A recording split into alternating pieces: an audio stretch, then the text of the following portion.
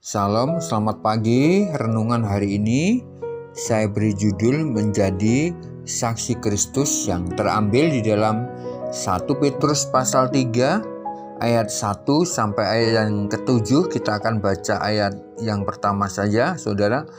Demikianlah juga kamu, hai istri-istri, tunduklah kepada suamimu, supaya jika ada di antara mereka yang tidak taat kepada firman, mereka juga tanpa perkataan dimenangkan oleh kelakuan istrinya. Saudara, apa yang dimaksud menjadi saksi Kristus? Nah, di sini kita lihat bahwa saksi Kristus adalah orang-orang yang memiliki totalitas di dalam menjalani hidupnya dan yang menunjukkan atau mewujudkan imannya kepada Yesus sebagai saksinya dengan kata-kata, perbuatan, dan juga dengan perkataan yang sesuai dengan kehendak Tuhan tentunya, saudara. Saudara, sebagai orang percaya kepada Tuhan, kita dipanggil untuk menjadi saksi bagi semua orang. Nah, pekerjaan menjadi saksi ini tidaklah semudah yang kita omongkan, saudara. Tidak selalu mudah. Karena kita kadangkala diperhadapkan dengan orang-orang yang kasar, orang-orang yang tidak ramah.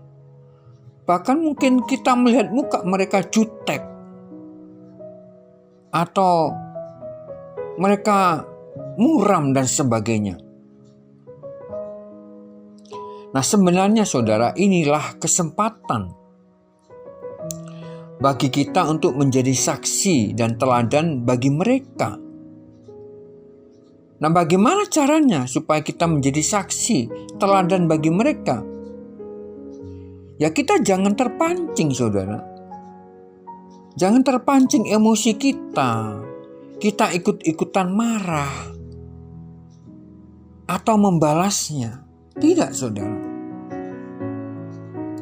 Nah, di sini kita lihat contoh yang diambil oleh Rasul Petrus.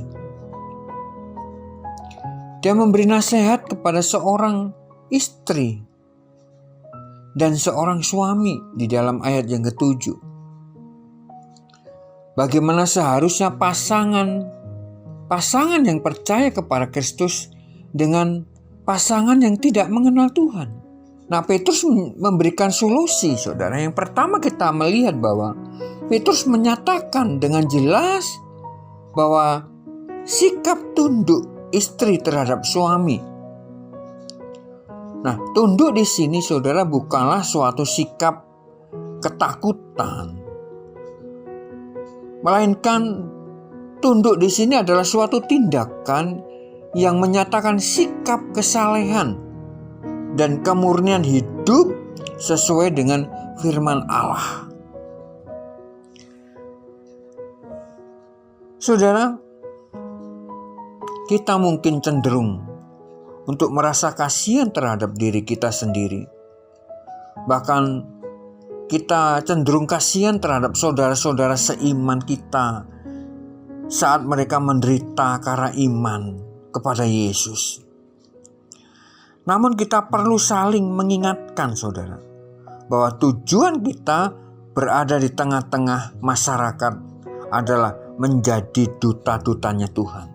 Untuk apa, saudara? Untuk memberitakan kabar keselamatan bagi semua orang, baik melalui sikap hidup kita maupun kata-kata kita, saudara. Itu sangat penting, saudara. Jadi kita jaga sikap hidup kita, kata-kata kita, perilaku kita, sehingga orang lain bisa melihat bagaimana hidup sebagai duta-duta Kristus. Kita adalah para pengikut Kristus. Dan dia juga berjanji sekali-kali tidak akan membiarkan kita dan sekali-kali tidak akan meninggalkan kita sendiri, saudara. Jadi betapa sulitnya hidup kita harus bertahan demi Kristus dan orang lain dengan mempertahankan perilaku kita yang saleh dan benar dan menjadi berkat bagi banyak orang seperti yang dikehendaki Kristus di dalam hidup kita. Amin. Tuhan, terima kasih untuk hari ini, dan biarlah Engkau terus jadikan kami alat-alat yang selalu memuliakan Engkau ya Bapa. Beri kekuatan, beri kemampuan bagi kami semua. Terima kasih di dalam nama Yesus. Amin.